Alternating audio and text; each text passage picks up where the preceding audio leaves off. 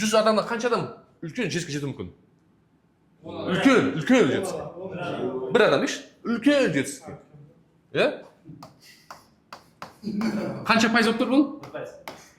Дұрыс па? Солай ғой, иә? Бәрі кәсіпкер бола алмайды ғой?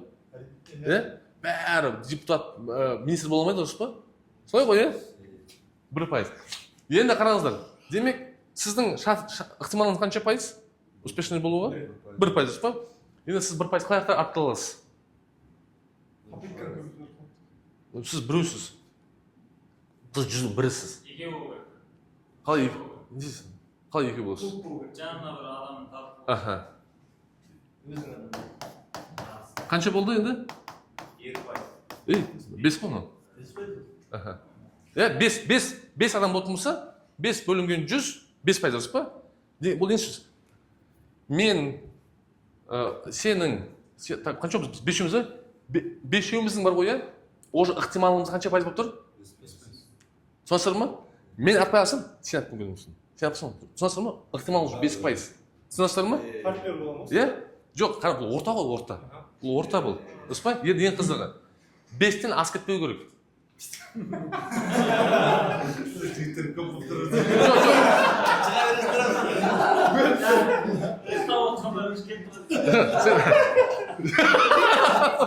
Жоқ, сендер түсінбедіңдер. Бұл 5 деген ол не бұл? Қараңдар, мысалы, допустим, сен по-любому, мысалы, клубында 30 адам болса да, сен по-любому аз адам араласасың, дұрыс па? Бұл ең сен жақындарың ғой, дұрыс па? Қатар араласатын. Сонсын ма? Бұл психологияда адам, Аристотель, мына сөз бар Аристотельдің. Досы көптің, досы жоқ дейді. Қалай түсінсе болды оны? Жеме-жемгеніңіз Жоқ. Сапа. Иә. Көп адам дос болса дейді да, Аристотельдің айтуы бойынша, ода дос жоқ дейді. Фокус көремай. Фокус.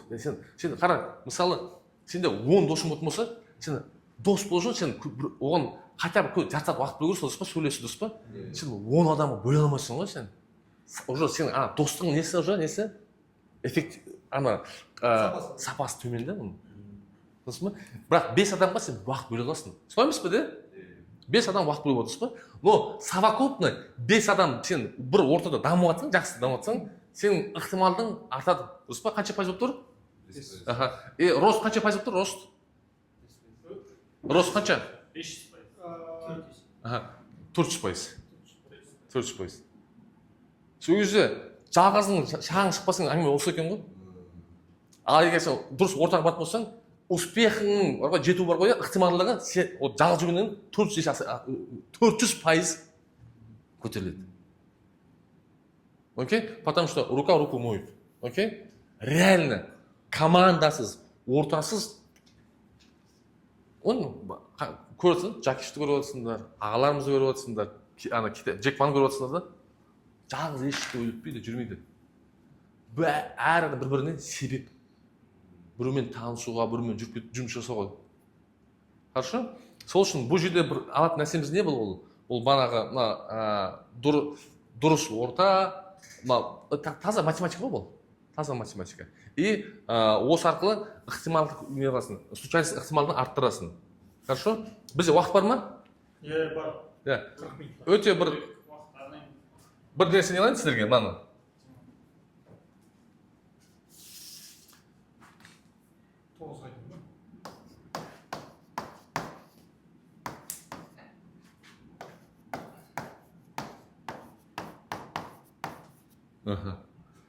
Так, қияр алма ағаш. Так, бұлау қанша күнде піседі? 20 күнде піседі? 25, ол помидор ол.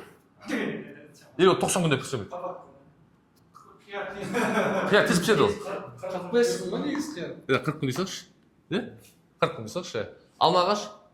5 жыл ғой. Мен алма ағаш екем мен. Француз алма ағаш екем. Ол 3-4 жыл ашып, 2 жыл салады бір. 5 жылда конкретно уже алма ағаш болады, ол үшін. Хорошо? Енді Бексұлтан, сен алма ағашсың. Хорошо? Хорошо? Иә. Қайсар сен қиярсың. Хорошо? Сен Хорошо. Асқар сен қиярсың, хорошо? Енді қараңдар. сендерде бар ғой бүйтейікші реально бар ғой сен кәдімгі сен қиярсың хорошо сен өзіңді адам ретінде емес сен қияр ретінде қара хорошо и мынау бар ғой бала бақша бар ғой это реальный өмір хорошо реальный өмір ана қазақ бар қырғыз бар өзбек жатыр алма ағаш бар деп жатырсыз ба сенде окей енді қара қияр қанша күнде жеміс беріп тұрсың сен неге жеттің сен иә жетістікке жеттің дұрыс па қара жетістікке жетіп жатыр сен не сезінесің бір жыл бермеді екінші жыл жоқ бермеді не сезінесің айтшы шын қара сен не сезінесің сен Сезінесің ғой. а Ол істеп жатыр, мен істемедім деген сияқты іште болады. біттің ғой иә одан кейін ау иә басқа жетістікке жетіп жатыр ғой мынау Мен де сондай әрекеттер жасауым. жеміс беріп жатыр да продуктивный год болып жатыр да ұрып жатыр да беріп жатыр сен тұрсың әлі бүйтіп шайқалып тұрсың солай емес пе де хорошо и кімді сосын қиярды алды да сосын ол дәрін алды да келесі қайтадан беріп жатыр дұрыс па иә сен тұрсың дұрыс па не болады сенде депрессия ма үшінші жыл төртінші жыл депрессия болады ма уже иә уже жетістікке жетейін ақ кезде возможно сен уже шығып кетуің мүмкін бұл болды деп ше солып қалуың мүмкінсің да сен болды деп ұрып жатыр деп иә бұл жерде екі нәрсе потому что алма ағаш өз өзіне дұрыс определение бермеген дұрыс па солай емес пе де егер сен дұрыс определение беретін болсаң мен 5 жылда беремін деп одан кейін мен тағы да 20 жыл тоқтамай беремін еще берген кезде молынан беремін деп солай определение берсең сен қиярдың 2-3 килограммын есесің күлесің ғой дұрыс па солай ма солай емес пе де бұл бірінші дұрыс определение беру екінші урок ешқашан бір өзіңді біреумен салыстырмау өте нәрсе мынау бар ғой сұмдық ешқашан өзіңізді біреумен салыстырмау бұл бизнес бойынша дін бойынша да айтылатын нәрсе ешқашан неге алла тағала анаған берді маған берді деген әңгіме болмау керек неге дегенше ешқашан салыстырмау керексің өйткені сен неге деген кезде сен алланың тағдырына не істеп тұрсың сен наразы болып тұрсың иә демек алланың тағдырына наразы болған кезде значит не деп тұрсың сен аллах тағаланың тағдыры кемел емес я мог бы лучше деп тұрсың сен сосын ба ол как будто ол дұрыс жасап қойды да я бы мог бы лучше сделать деген сияқты тағдырды значит ол сен көпірек болып тұр да өз өзіңді ешқашан салыстырмау салыстырдың өлдің сөз ғой болды депрессия вот қияр өзіне дұрыс емес определение беріп салыстыра беретін болса ол өледі де ол шолып өледі де түсінесіздер ма сол үшін ешқашан өздеріңізді Forbes-тағы списокпенен Forbes ана бар ғой 30 under 30 деген бар ғой білесіздер ма 30 ниже 30 бар ғой білесіздер ма вообще онымен салыстырмаңыздар қасыңыздағы достарыңызбен салыстырмаңыздар құда баламен салыстырмаңыздар көршімен ешқашан салыстырмаңыздар әрқайсыңыздың өзінің бір уақыты бар час пик бар ататын уақыт бар и ол әр адамға беріледі конкретно әр адамға беріледі әр адамның өз уақыты бар бірақ жігіт айтқандай едіге ме кім атын едіге айтқандай алып кете аласың ба ол уже другой вопрос да но ол беріледі де әр адамға беріледі түсінесіздер ма бірақ салыстырдың бітті деген сөз осы болды и еще былай ғой мына жерде қанша балалары бар ұл қыздары бар қол көтерсінші так қайсылар біреу екеу үшеу төртеу бесеу ғана ма болды ма особенно әке шешелер балаларын салыстырмау керек қой ананың баласы бұл өлтіресің ғой сразу болды бітті ғой сразу болды ана тамырына балта шабасың болды ғой өспейді ол все болды ғой бітті ғой иә түсінесіздер ма наоборот право на ошибку бар сенде сіздер білесіздер ма мында осы мына түсінікті ғой иә мына бар ғой мен қараңыздар бұл көп нәрсе жазбайсыздар сіздер иә бірақ әр өмірдің этапында бар ғой осыны бір қарай жатсаңыздар ғой басқаша көзқараспен ғой бұл свежий көзқараспен көресіздер әр өмірдің этапында өзіңді біреумен салыстырмау түсінесіз ба так анау мынандай мәселеге қалай болады сіз сату бөлімінде мысалға менеджерларға жаңағыдай система бір-біріне салыстырып бір-біріне жарысу үшін не істейді ғой? жоқ ол бизнес қой, сен өзің тасыған жоқсың, сен өзіңде емес қой. Сен ол жұмысшылар не болса жұмысшыларды. И сол кезде енді жалпы менеджер бір-бірімен салыстырмау керек пе, әлде жарысқан нормально ма? Қара, саған, иә, сен оларға мотивациясы бір-бірімен жарысасың, дұрыс па? Иә, саған ол пайдалы дұрыс па? Сен жарысқан жоқсың ғой сен оларды не қыласың, сен жарыстырып аласың, дұрыс па? Но сен өзіңді бар ғой басқа бизнесменмен салыстыратын болсаң, дұрыс ба? Личность. Дұрыс па бұл? Неге оны деген мен және емеспін сен? Оны сен бітті өлдің деген сөз ғой. Дұрыс қой, енді ана продаж шығара жатқан адам ана жерде 4-5 жауап жатқан менеджермен салыстырып Жоқ, дұрыс. Енді жоқ, саған енді ол пайдалы, саған пайдалы. Енді аналарға енді ол дұрыс. По-любому қандай нәрсе бар да? өзің пайдам үшін басқаларға зиян тигізу. Енді балансты қарайсың, балансты. Сен мысалы салыстырма деп сен оларға план продаж бере алмасаң, бітті ғой, сен тоже бизнес өліп қалады. Әр нәрседе не болу керек, по-любому? Орта жол. Орта, дұрыс па? Орта жол дұрыс па? Бірақ сен өзің салыстырдың, неге мен жоқ дейтін болсаң, бітті деген сөз болды. Хорошо? Но анау бизнес ретінде сен оларға правила игры ғой. Мынаған бонус жасайсың, бонус деген сияқты. Сен бүткіл олимпиадада жарыс болу керек. Ал өзіңді салыстырма, хорошо? И балаңды салыстыр, балаларыңды не қылсаңдар бітті деген сөз ғой, хорошо? Потому что былай айтқан кезде қысқасы мынау салыстыру деген не болады ол? Сен никтосың дейсіз ғой бір кезде. Сен еще бана күпірлігің бар, бәрі бар, сонымен болды да. Ал адамда негізі праваны ашып деген сияқты да. Мен негізі бір мықты бір ойдан бір ауысып кеттім де, мүмкін бір есіме түсіп қалар. Хорошо? Жоқ, шен кетпейді. Есіме сосын түсіп жатар сосын. Так, окей. Chinese farm. Мынаны жасасайыншы сіздерге. Chinese farm. Баяғыда бір китайский фермер болған екен да? Китайский фермер. Хорошо? Ода жалғыз ұлы болған. Сонымен жалғыз бір аты бар. Жалғыз бір жылқысы бар. Хорошо? Сонымен бір күні ана баласы не қылады ғой? Короче, атты босатады да? Атты ше? Ат қашып кетеді ғой. Сөйде көршілер бәрі білсін дейді оған. Байқұстар. Қыс келе жатыр, өліңдер ғой дейді. Жалғыз жылқының бар дейді. Жалғыз капиталдардың бар дейді. Өліңдер ғой дейді байқұс. Сөз шала білсін дейді, maybe дейді. Maybe деген сөз? Мүмкін дейді. Я жоқ деп айтпайды. Жынды дейді. Ана көрші. Сонымен қарасы бір аптан кейін бар ғой, ана жылқы бар ғой, 10 жабайы жылқы алып келіп тұр өзімен бірге. Орманнан. Ауылдағылар қуанады ғой, байыды ғой, успех дейді ғой. Шал не дейді?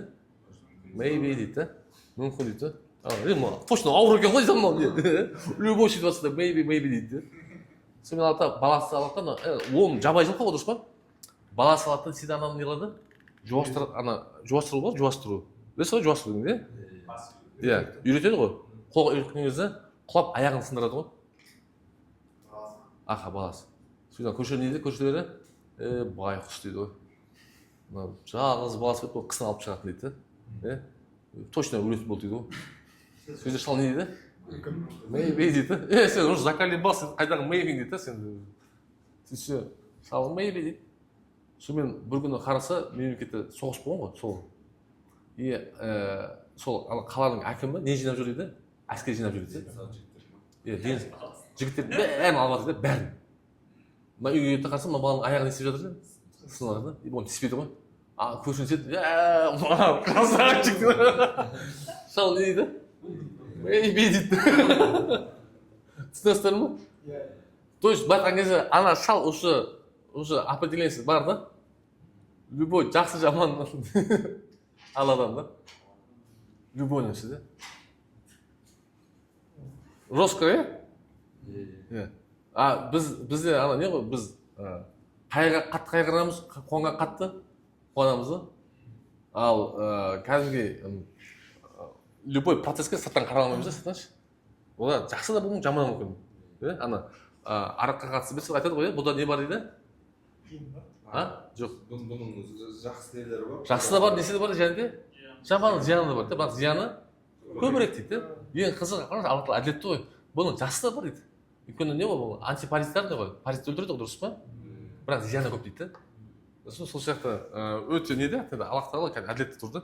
Сол сияқты әр ситуацияда не бар, реально да, бақыңыз. Кәдімгі maybe ғой.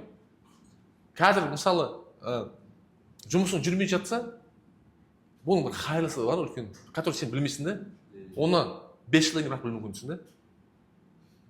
А егер қазір қатты көтеріп кететін болсаң, бұның үлкен бір зияны болуы мүмкін ғой. Наполеон мынандай сөзі бар. Наполеон кім білесіңдер ғой, Наполеон? Наполеон Бонапарт. Кім ол Наполеон Бонапарт деген? Францияның несі? Оператор. Ей, Наполеон Бонапарт деген кім? Республиканың несі емес па? Наполеон Бонапарт император ғой. Император. Қараңдар енді қазір түсінетін да. Бұл конкретно бар ғой, бұл мощный жігіт. 17 жасында әскерге келеді, әшейін не болады? Рядовой болады. Қанша жасында? 17 жасында. Вот ойлаңдаршы, 17 жасында. Мен айтайын, ең жас бала кім қаншада? Кім ең жас? 2001 бар. Адам бар ма? Ал? 2002, 23-е. Ал о қаншада? 17-те. Менен почти 20 жас почти менен кіші да. Ойлашы? 17-те әскерге келеді, өзі келеді. 17 жасында. 7 жылда, 24 жасында император болды ғой. 24 жасында. Әке, көке, шекесіз. Ана әскері қатты көтеріледі да, бүкіл бекті өзін алып алады ғой, император жай жайлайды өзін. 24 жасында рядовой болып келген ашын, рядовой.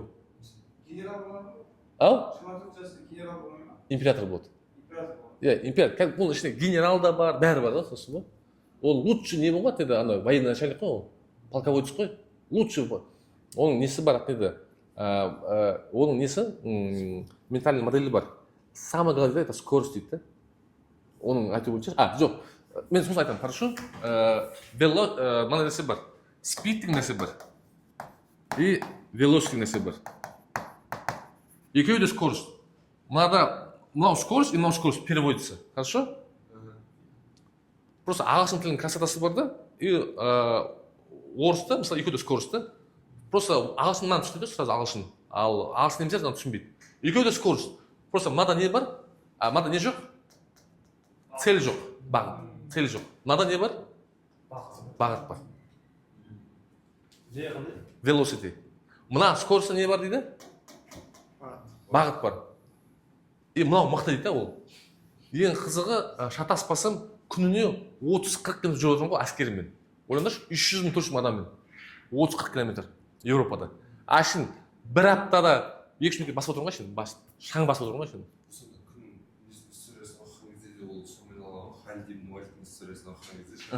Ол кісілер біледі. Скорость. Иә, ол кісілер қандай нелермен византиялықпен соғысында Византия өзін 1000 әскерді, 10 мың әскерді жаңағыдай тамақтандыратын нелері кешігетін болғаннан кейін и оларда арнайы жол болмаса жүрмайтын болған.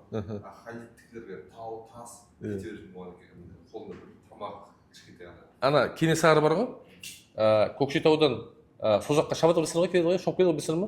Білесіңдер ғой, аз уақытта шауып келеді атпенен. Не істейді білесіңдер ма? Атқа несі жасайды? Мынау ауыздыққа марле сатып бар, мына шүберектер ғой, қойды құйрық майын не қылады ғой, ішіне салады да. Өйткені адамның, жануардың организмінде ең майлы нәрсе не болу керек? Өкпе. Өкпе кеуіп қалатын болса, адам өледі. Туберкулез ғой бақыңызда. Туберкулез бар. Кеуіп қалсашы, түсіндіңіздер ме? Ат шаба берсе, ол өкпесі кеуіп қалуы мүмкін. Түсіндіңдер ғой, кеуіп қалмау үшін не істеген Кенесары? Бұл қай жақтан алған бұны? Халидтен алған ғой.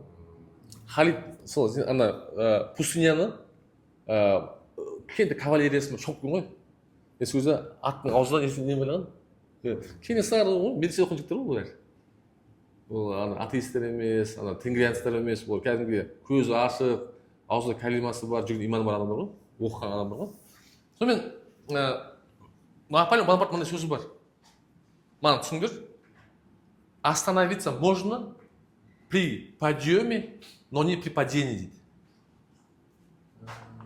Мынау тау.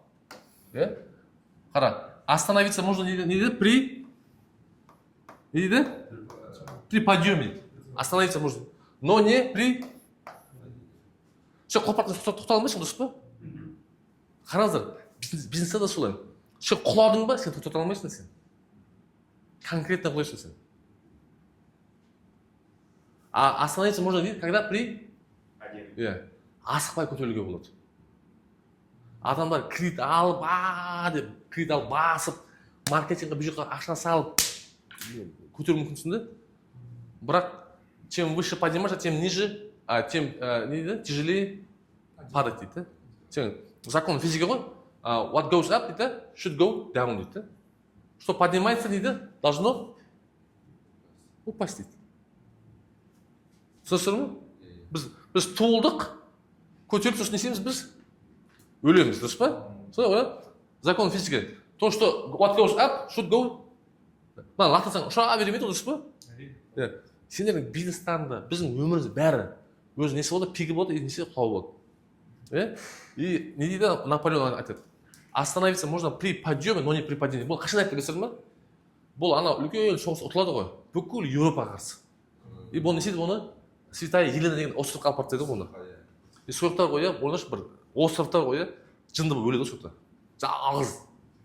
Сол жалғыздық кезінде ана определение бар ғой өмірге. Остановиться можно не при көтеріп барды, тоқтау керек деп барды бұл. Кішкене тоқтау керек деп. Джефф Безос кедейдің баласы емес, байдың баласы. Ең бірінші инвестор кім болған білесіздер ме? Әкесі болған. Қанша ақша берген білесіздер ме? 93 жылы $500 берген ғой. Мә деп, риску деген ғой. $500. Ол қазір $5 миллион бірдей. 93 жылғы $500, қазір $5 миллион бірдей. То есть, батқан кезде, опять-таки, ресурс бар адамда, но ол оны не қылмайды, жазады кәдімгі өзінің несіне жазады. Әкем берді деп жазады кәдімгі. KFC-ға бардым деп әңгіме айтпайды ол. Жұмысқа алмай қойды айтпайды ол. Конкретно айтады. Ол асықпайды да, вообще асықпайды. Ал енді ойлаңдаршы, біздікі құтатымыз сол асығу ғой біз. Бізге қазір срочно бізге ең қымбат машина керек. Бізге срочно Дубайда үй керек. Срочно біз анау керек, мынау керек та. И біздің сол банағы біздің нәрсенің бәрін ростымызды жеп қойды бәріміз. И біз ұра береміз да. Мінекей сендерге Наполеон Бонапарт адам тарихындағы үлкен із қалдырған кісі негативный. Бірақ ана сөзі мысалы бізге бәрімізге не мүмкін үлкен ғибрат та. Өсіп баратсың ба, қатты тоқта. Әбден не қыл аты ойлансу керек та. Рост для роста болмау керек та. Орыстарда мына сөз болған СССР кезінде. Отчет ради отчетов. Отчет ради отчетов. Бюрократия ғой үшін. Жұмысын бәрден бір отчет толтыру да. Сол жақта рост для роста нәрсе болмау керек қой. Цель бұл ғой, цель. Бір цель да, мысалда құндылық әкелу деген сияқты түсінесіздер ма? Ана Уоррен Баффеттің мына несі бар аты price value мына несі бар, математический теңдеуі бар. Не деп тұр мына value дейді, құндылық қой. Құндылық несі өксе да? Басым болып та. И сен всегда ұрасың да сізге. Сенің құндылық, мысалы сіз жасаған мебеліңіз бар ғой, оның құны бар ғой, бағасынан жоғары болып тұрса ғой, болды ғой, саған келе береді ғой, болды ғой. Туысқандарың бәрі, құдасың бәрі саған келеді ғой саған. Потому что оның құны. А егер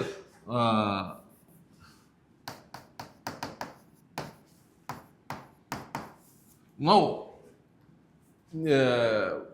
қайқалып баратын жол мынау. Ұзақ мерзімде бітесің, ұзақ мерзімде. 3-4 жылда сен бітесің де. Сен үлкен құна келе алмасаң, сен ойыма тек қана прайс болатын болса, сен ұзақ мерзімде бітесің деген сөз.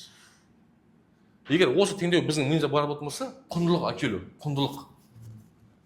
Ойлаңдаршы, Құнанбай бар, Құнанбай. Соның заманда қаншама сұлтан болған бізде? Қанша сұлтан болды? Көп қой, 100 сұлтан болған шығар? Қанша бай болды? 1000 бай болған шығар? Бірақ тарихта қанша ғана қалды? Біз білетін 2 ғана ғой? Құнанбай бар, біз білетін. Сосын кім бар тағы да? Бай, Медеу деген бар. Медеу білесіздер ме? Не соққан ба? Не соққан? Басқа кем істер. Медеу білесіздер ме Медеуді? медеу пұсыр. Медеу деген мұсылман. Иә, мен бай деп айттым сізге. Медеу мұсылман ба? Медеу Пұсырбанұлы. Ол кім ол білсем, Медеу Пұсырбанұлы? Медеу училищені ашқан. 1850 жылдары, сол Құнанбайдың заманында, Абайдың замандасы ғой, атамыздың. Мен ол кісілер ру емеспін, ол кісі тобықты ғой Абай. Атам емес, жалпы қазақ атасы деп айтамыз ғой. Кім Медеу, осы жердің, осы Алматының байы ғой. Осы жердің байы, Құдай біледі, ру Албан ба, кім екен. И ол не істейді? Алматыдан мектеп ашады, мектеп. И мектепке Қазаннан, жан-жақтан нелер әкеледі, мұғалімдер әкеледі ғой. Математика, физика, араб тілін, бәрін, Құран бәрін. Медеуде ғой? Сол жерде ашқан. Сол жерде ме? Қазір медеу солған медеу. Олардан ол кезде мұғалімді әкеліп өте үлкен ақша. Оларға үй соққан, ақшасын аямаған ғой. И сосын совет өкіметі орнайды. Совет бұл дато бай болған, 50 мың жылқысы болған дейді. Есентай өзеніне су барған жылқылар келіп су ішкен кезде, су бар ғой, несі деңгейі азайдың болған. 50 мың жылқысы келіп су ішкен кезде. Дауы бай ғой енді, осы жердің байы еді. И совет өкіметі орнаған кезде әрине бәрі малын бәрін тартып алды ғой. Совет өкіметі не сұраған ғой деді, қажылыққа барып келсің ғой. Бұған рұқсат берген ғой, ойлар. Бәрін атып жатыр да, бұған рұқсат берген ғой. Даттау бай болған да бұл. Бірақ бұл 1900-ға дейін мектеп соғып үлгерген ғой, мектеп соғып. 1917 ма 15 жылдары ба сол мектепке бір бала келеді. Оқуға түседі сол мектепке. Кім десеңіз? Қонаев. Қонаев сода енді ойлау, осы жерде Қонаевқа ол Илон Маск қой. Қонаевқа Медеу кім болып тұр? Илон Маск та. Оған ол Уоррен Баффет та. Оған ол кім ол? Оған ол Билл Гейтс та оған. И ол Қонаев болған кезде айтады, мынау районның аты не болады дейді? Медеу мұз айдыны. Сондар ғой, вот сол сияқты енді қараңызшы, өз заманда қаншама сұлтан болды, бірақ біз білетініміз кім? Құнанбайды білеміз. Қаншама бай болды, бірақ та енді даже сендер білмейсіңдер Медеуді. Демек, Құнанбайдың value сұмдық болған ғой, құндылығы сұмдық.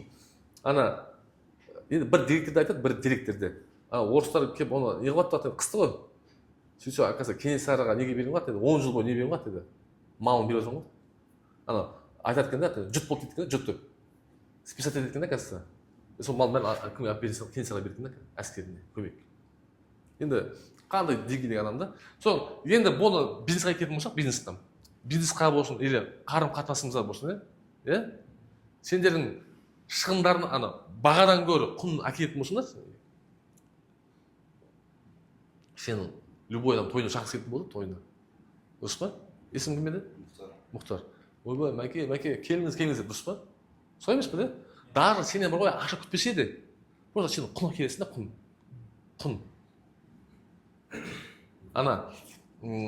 Кім бізде үлкен ағалар, кішкентай баланың күні не дейді? Кішкентай ұл баланың күні не дейді? Өскенде не дейді? Жоқ, не дейді? Ашуын көрсетті ме сразу? Сосын не дейді сосын? Әпші сосын не дейді? әпші. Сосын? Сосын не дейді? Класста атаман не дейді? Не дейді? Әчешін жатамансың. Сосын не қызың бар ма деймін сонымен? Солай ма, солай емес па? Бітті сонымен. Кішкентай балада үлкен үйдегі кісіге определениясы толды. Әпші бер, қызың бар ма жоқ па, атамансың ба, дұрыс па? Бітті. И ол обязательно да ол атаман болып өсін. Сосын ба ол? Өйткені қанша адаммен келсе әңгімесі бәрі сол да. И ол ойлайды, міне, жігіт болу керек, жыныс болу керек, әпші болу керек, қызды болу керек, оказывается, и атаман болу, дұрыс па? Определениясы болсын. Енді қараңыз, пайғамбар Мұхаммед саллаллаху алейхи ва саллям Ибн Аббас деген несі болған? Племянник қой? Аббас деген дядясының баласы Ибн Аббас. Соны көреді де, Ибн Аббас бері келеді. Келеді, басын сипалайды. Алда қолын жай дейді. Қолын жайды да, аузын аш дейді. Аузын ашты, ишара. Ишара не ол ишара? Не ғой ашты? Ишара деген Ырым ба? ырым ғой, ырым. Аузын ашты, сырттан пайғамбар мұсын, деп көреді. Қолын не Алла осы балаға дейді, бас етті, Құран білім берші дейді ғой.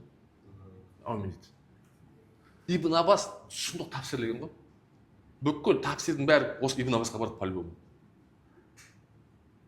бір жиында омар ибн аль-Хаттаб айтады да, сахабаларға айтады да, осындай ой асырды ма или қайсы или не ғой наср сөзін айтады, наср сөзін айтады да, осы тәпсірлердің бәрі ана дейді. Сөйтсе ибн Аббас кішкентай бала айтады да, бұл наср сүресі не, дін бітті, тәмамдалды, Пайғамбар скоро өледі дейді. Солай ғой. Оны андайдан шығады ғой. Біз кімді ибн Аббасты жиынға қосуымыз керек деп омар айтады ғой. Неге деген кезде ол әлі кішкентай бала ғой деп. Бала ғой. Үйдегілер жиындағылар менсінбейді де. Сол кезде айтады. Адамдар ма? Жоқ, ол емес. Типа біз оны короче неге қазір дәлелдейміз де не үшін оны қосуымыз керек дегенше. Наср сүресін айтшы не туралы деген кезде айтады Пайғамбар. Жоқ, бірінші ана сахаба айтады, айтыңызшы дейді, тапсырыңдаршы дейді. Білмейді ешқайсысы. Ана айтады, бұл дейді, миссия бітті деген сөз дейді, миссия. Ида жа анасруллахи уал фатих да, ида деген когда жа келді дейді. Когда келді не дейді? Ида жа не асыр дейді, көмек уа фатих дейді, ашылу дейді. Көмекпен ашылу келген кезде, Мекке ашылды ғой. Сен көресің дейді, адамдар тобымен неге келетін дейді. Сосын ма? Миссия бітті деген сөз дейді бұл. Пайғамбар сөз келеді деген сөз дейді. Соны түсіп қойған Осы түсіп қойған, сол бала ғой кішкентай. Енді қара, Пайғамбар не көрсетіп тұр бізге? Модель поведения кішкентай баламен қалай? Апшым келеді тұрған жоқ болған сөз. Басын сипалайды бірінші. Ана аузына түкір деген осыдан барған ғой. Бірақ ішін түкірмейсің қалай сөйтесің. Ишара, қайт. Осы мен бір менде Мұхаммед деген ұлым бар үлкен. Үйге кімдер келді бізге? Жездем үйіме не келді? Тарауих бітті. Сонымен қариларды, екі қари болды Қырғызстаннан. Үйге әкеліп болды, үйге дастан жайды. Имамдарды әкелді бәрі. Сосын қари, енді мен Мұхаммед кеттім, аузына түкірші десем, имам дейді, имам айтады, имам шошып кетті біздің имамша. Қой дейді. Қырғыздарды олар қазақтың дәстүрін тықпа дейді. Бұл парасында қалған не деді, бұл сүннет та. Сен ішіне аузын түкірмейсің ішіне. Ишара сыртынан. Түсінесіз ғой? Енді біз өзіміздің дұрыс білмейміз ғой. Өзіміз. Сәдуақас бар ғой? Сәкен Сейфуллин. Шын аты Сәдуақас ғой? Саад ибн Аби Ваққас. Сейфуллин деген сөз? Сайфуллин деген сөз? Алланың қылышы деген сөз, Хорошо. Сонымен Наполеон Бонапарт түсіндік, соңғы нәрсе сонымен тәмамданамыз, хорошо? Не бұл? Сайфулла ма? Алла қылышы,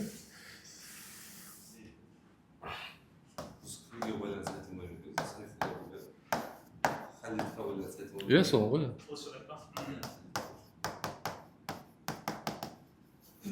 Second order thinking дейді.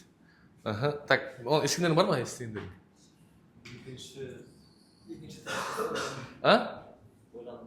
Екінші заказ түрі болу ма? Жоқ, ордер деген ереже болуы мүмкін мағынасы ше. Устой, система деген сөз ғой еще. Жаңа номер заказ деген. Ордер.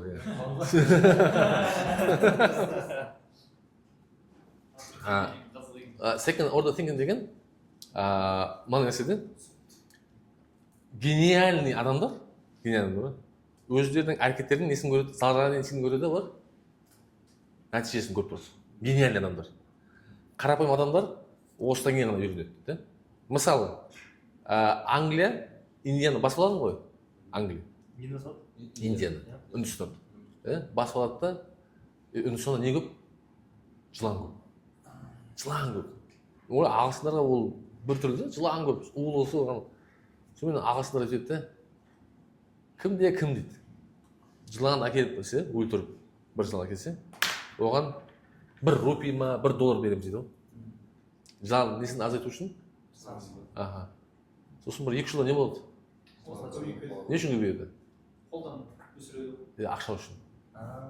Керісінше. Сосын ма? То есть олар ағылшындар қателі жылан санын азайту популяциясын.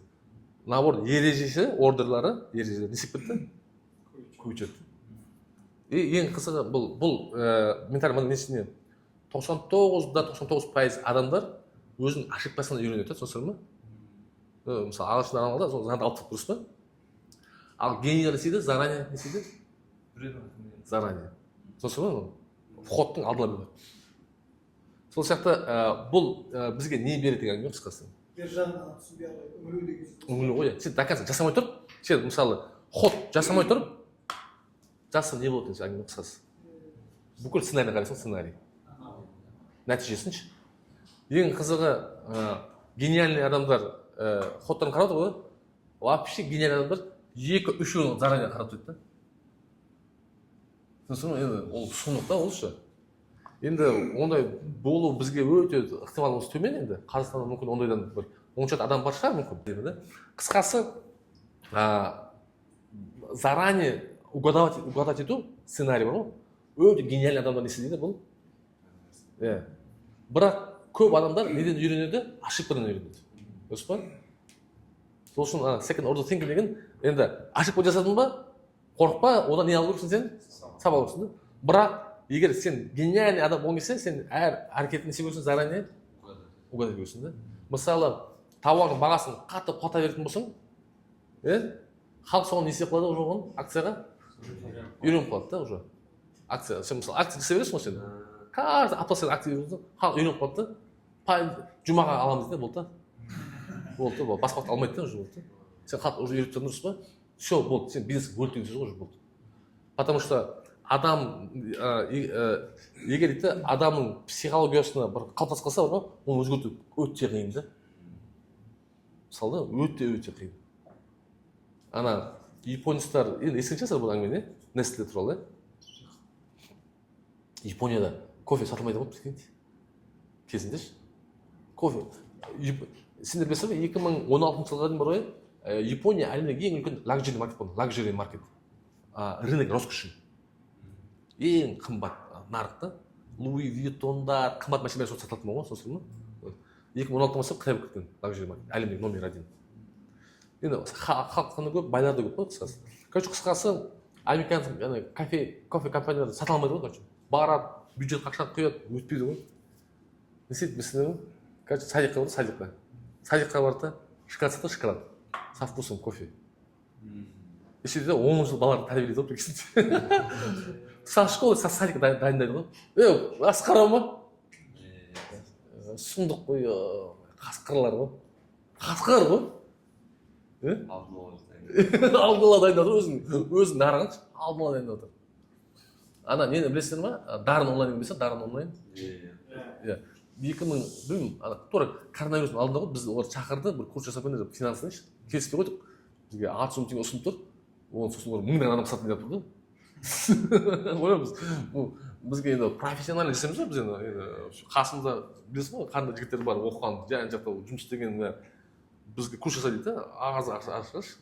Бірақ оны сосын олар десейді оны платформа сатады да, 1000 адамға. Келіспей қойдық, баға нормально беріңдер.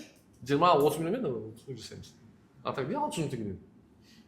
Енді жақсы ақша, бірақ командаға салып өтейін деп тұр ғой. жоқ, бәрібір де ана құны слишком тұрып тұрады да ол үшін. И сол кезде Айбек деген жігітті мен көрдім, бірақ бізбен сөйлескен соның оң қолыма сол біреулер болды, аттым тұрамын қазір ше. Ау? Асқар Мақсат. Жоқ, Асқар емес, аты басқаша етін. Бір қызық бір аты етін. И сол айтты да, халық банк бар ғой, халық банк. Сол не дата база сұрауға оладан ше. Школьниктер бар ғой, бүкіл датасы сұрауға, имейлдарын, сосын олардың бүкіл олар ақпараттарын сұрауға, замен көп ақша береміз деген ғой. Не үшін десеңдерші? Будущий заемщиктер ғой, будущий кредит алған адамдар ғой олар. Сосын ма? Уже заранее ойлап отыр олар ше. Уже қораға тайнаған олар ше, қораға кредит адамдар уже кім? Сосын ма уже? Сұмдық па? Ана Семейный банктың несі бар, рекомендациясы бар банктерге берген. Семейный банк бар ғой, банктерге, коммерческий банктерге, БВУ дейді, банки второго уровня, соған не берген, рекомендация берген. Кредит, скоринг несі бар, скоринг. Білесің бе скоринг деген нәрсені? Скоринг деген, сендер білесің, менеджер толтырады ғой сендер, атыңды толтырады, жасыңды толтырады демесің. Сөзде скоринг несі бар, скоринг деген балл береді, балл. Саған кредит беру, бермеу. Оны менеджер шешпейді, оны система жасайды, система. Оны біз де жасай аламыз, просто алгоритм ғой. Мен Альянс банкінің несін көргенмін. Альянс банк қазір не қылып жоқ болып кетті ғой. Барлығын система дейді ғой. Көргенмін, алгоритмдерін көргенмін. Просто Excel жасалды, Excelде қарапайым. И Семейный банк не береді ғой дейді, рекомендация береді ғой. Кімге кредит береді кредит? Жалғыз басты, ажырасқан, баласы бар әйелге береді ғой. Ол по-любому. Ең бірінші ма? Иә, по-любому не істейді ол? Төлеп береді дейді. Өйткені ол сенетін күйеуі жоқ дейді. артында ілесіп қалған баласы бар дейді да, ол пахат етеді дейді да ол. Ол и қазіргі системаға, мына система ше, мына бүкіл мына. Ол мысалы кімдер американецтер, японецтердің балаларын тәрбиелеп жатыр ма? Мына система ғой, ажырасуға әкеліп жатыр да. Ажырасу, потому что мынау неде бұрында еңбек нарыққа еркектер болған, еркектер. Бұлар кімдерді қосты еще бұлар? Әйелдерді қосты. Түсіндің ба? Еще түсініп отыр, что әйелдер не подчиненность посылып отыр да. Еркектерге по-любому ғой, мысалы кездесу кешігіп келеді, бәрі ғой еркектер көбісіне ше стабильный емес қой. Әйелдер более предсказуемый стабильный екен әйелдер ше. Сол үшін айтады да, семейный маған айтады да. Короче, әйелге бермейді ғой, короче. Жалғыз басты әйел, жалғыз басты, ажырасқан, баласы бар болса, бермейді да. По-любому төлеп береді дейді. И мына система ажырастыру оларға рахат та оларға ше. Потому что банк сонымен байиды да сонымен. Қысқасы, second order thinking деген өте үлкен не модель. Біз дана болу үшін біз не себеппіз оның несін заранее? Иә. Енді біз по-любому болжаймыз дұрыс па? Но сен просто ойланып отырсыз да. Енді бағат болсаң, іс әрекетіңді алдын ала не болсаң, сен уже лишний іс жасамайсың дұрыс па? Сөзіңізді алдын ала не айтатынын ойлайтын болсаң, іс әрекетіңізді алдын ала саралайтын болсаң, онда көп ашып жасамайсың дұрыс па? Солай емес пе, иә? Бірақ қате жасаудан қорықпаңдар дейді, одан урок алсыңдар, ол да үлкен не дейді, нәтиже. Енді қазіргі Англия деген қаншама қатеден жасалған мемлекет қой. Англия болсын, Америка болсын, дұрыс па? Жалпы сол second order thinkingді барынша өмірде қолданайық. Ол оңай емес. Бірақ гениальный адамдар соны қолданады да. Даналық дегенге келе ма? Даналықтан келеді да ол. Енді ойлашы сен мысалы Уоррен Баффет мысалы да, діни тұрған дана болмаса бизнес бойынша дана адамдар ғой. Бизнес бойынша. И оларға тез ақшадан гөрі ұзақ мерзімді постоянный ақша оларға артық отыр да. Даналық дұрыс па? И олардың іс әрекеттері заранее вообще ментальный модельді ойлап тапқан, бизнес ойлап тапқан Уоррен Баффет пен Чарли Мунгер ғой, екеуі ғой.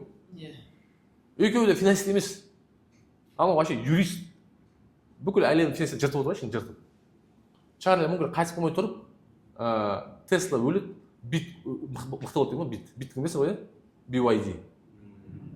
Build your dream. Китайский машина бар, электрокар. Соған саққа беріп кеткен ғой, сопка. Сол жылы 5 миллиард доллар пайда тапқан ғой. Чарли Мунгер. Осы 2 жыл бұрын шығар осы. BYD. Бірақ биткарны барлығын жақсы отырмалы Қазақстан. Ең қызығы, осы қараңыз, ол 3 жыл, 4 жыл бұрын ол сатқан кімге қойып тастады уже? Иә, Тесла емес деген ғой. Ойлашы.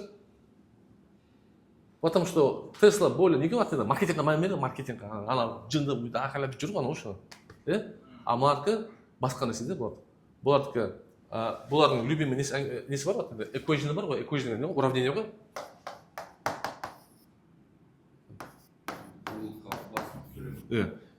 Биттің бағасы төмен, неден төмен? Құннан төмен де. Ал бұл BYD дұрыс па?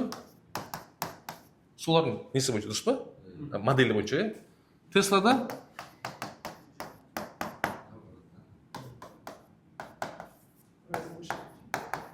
либо былай болуы мүмкін, либо былай болуы мүмкін, дұрыс па? Но никак былай емес қой. Солай ма? Потому что Тесланың екі есе қымбат тұрды BYD-ден. Солай емес пе, да? И ол солай дейді, мына ұрат деп тұрды ғой, по-любому. Потому что они держат мына концепт дейді. Возможно, даже өзі енгізгенше сол концепттің соқына. Өйткені ол бірінші Қытайға барды да, BYD-ның жігіттермен танысты. Айтты, осыны сонсаңдар мен ақша құямын деді, көп ақша құйып кетті. Қалай құйып кетті? Акцияны сатып алды, акцияларын. Бұны кім айтты деп жатсыз? Чарли Мунгер. Ол қайтыс болып кетті братан. Уоррен Баффеттің оң қолы. Енді 98 жасқа келіп қайтыс болды. 98-ге де бар ғой, әлемнің бүкіл ірі бизнесмен бәрі нәрсені тәрбиелеп отырған ғой.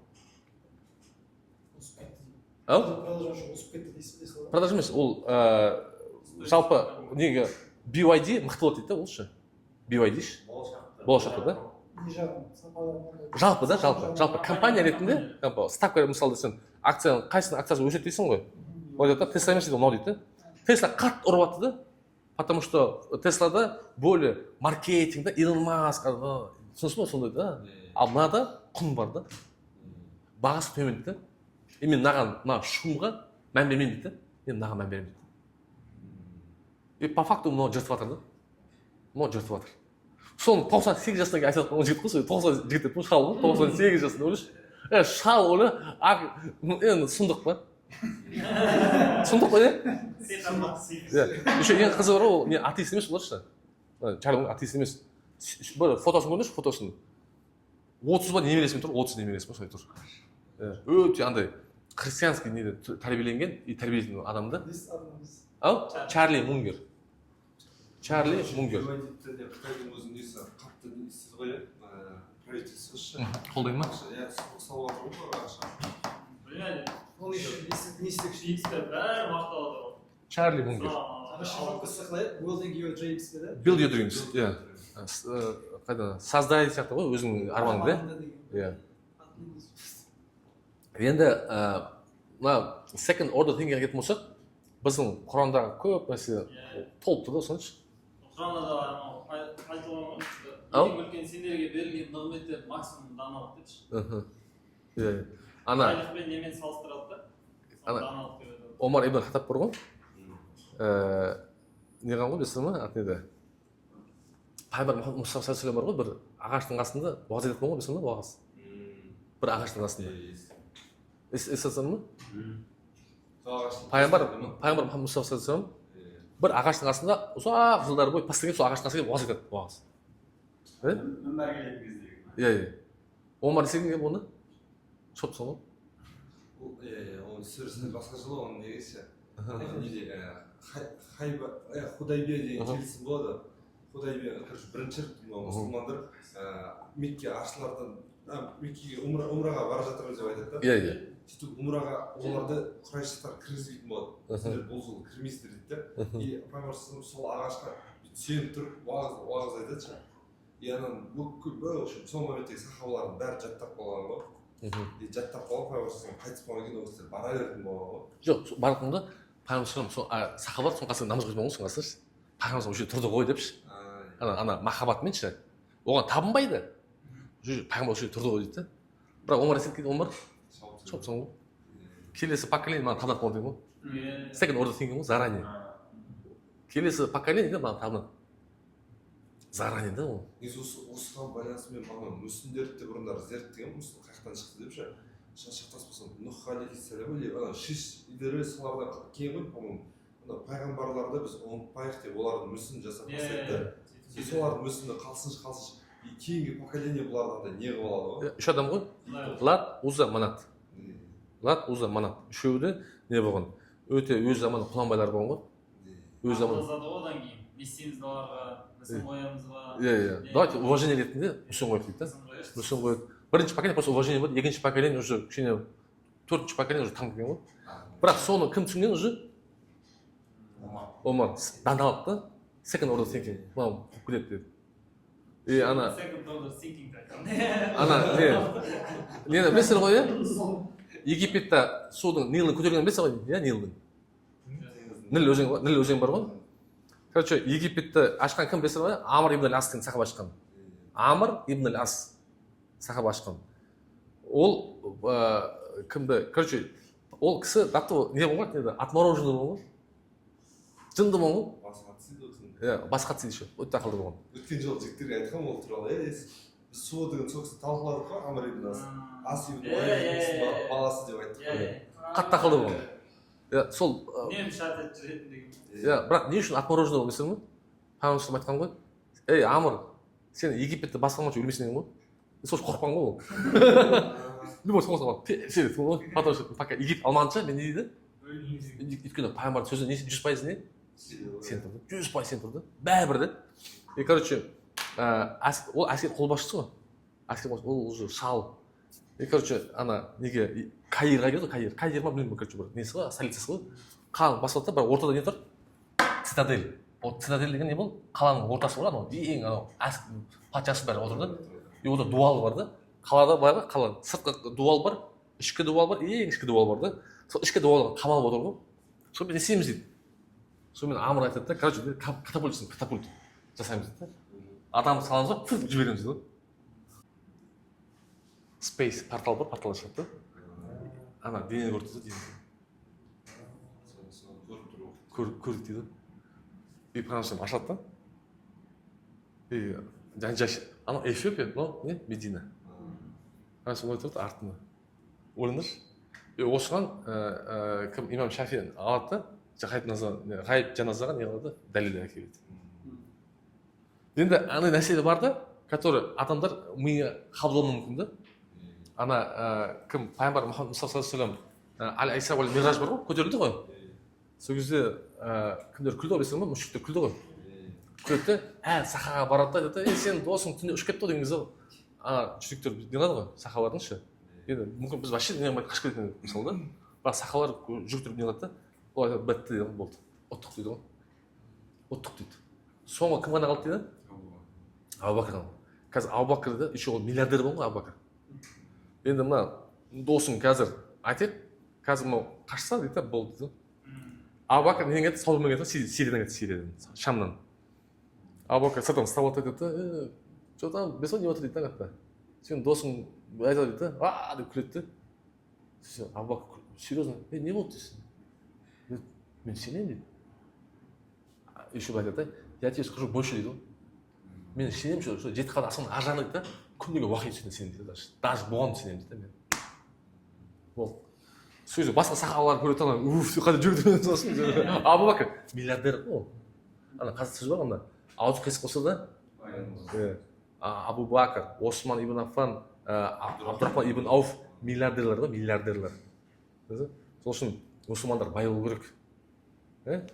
Бай болу үшін басқа адамдар санасатындай. Жақсы. Алла разы болсын.